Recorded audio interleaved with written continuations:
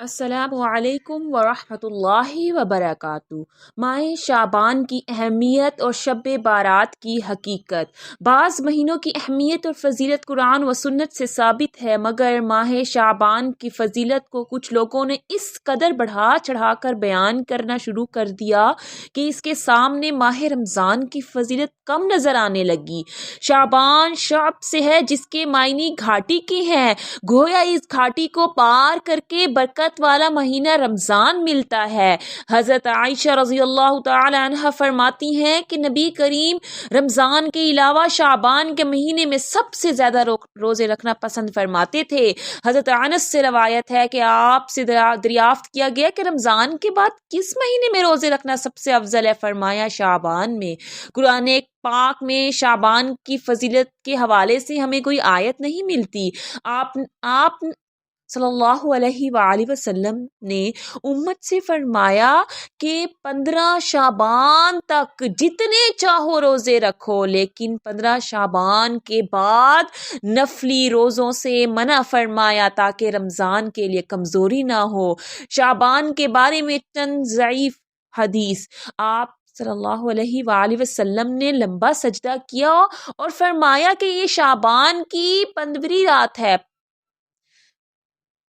15ویں رات شعبان کی رات 100 نفل پڑھنا، 12 رکعات قل هو اللہ احد کے وتر کے ساتھ پڑھنا، 15 شعبان کے روزے کو 120 سال کے روزے کے برابر قرار دینا، اس رات میں مرنے والوں کے پتے جھڑنا وغیرہ، یہ سب ضعیف حدیث ہیں۔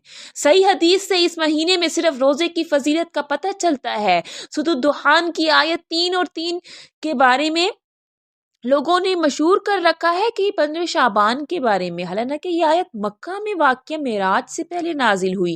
اس آیت میں نزول قرآن کا ذکر ہے جو کہ رمضان میں نازل ہوا، تو پھر بھلا یہ آیت شعبان سے کیسے آ گئی؟ سورۃ القدر میں لیلۃ القدر کو بھی شعبان سے منسوب کیا جاتا ہے، حالانکہ لیلۃ القدر رمضان کے آخری عشرے کی طاق راتوں میں موجود ہے۔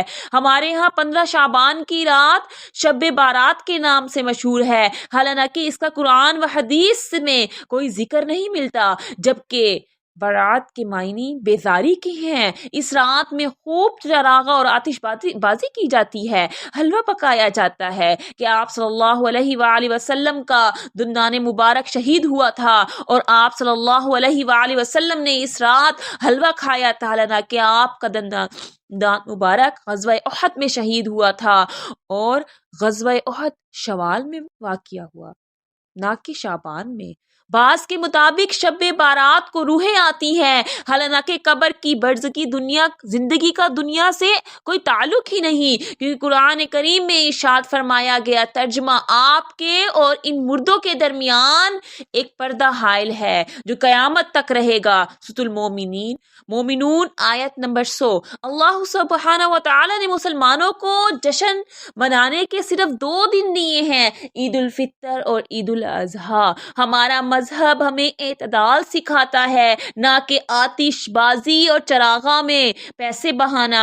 مومن اور خواہشات پر نہیں بلکہ ضرورت پر خرچ کرتا ہے۔ مومن قناعت پسند ہوتا ہے، عمل صرف وہی قابل قبول ہے جو قرآن و سنت کے مطابق ہو۔ شب بارات کو آپ نے اپنی زندگی میں کبھی نہیں منایا، نہ ہی ائمہ کرام سے ایسا کوئی عمل ثابت ہے۔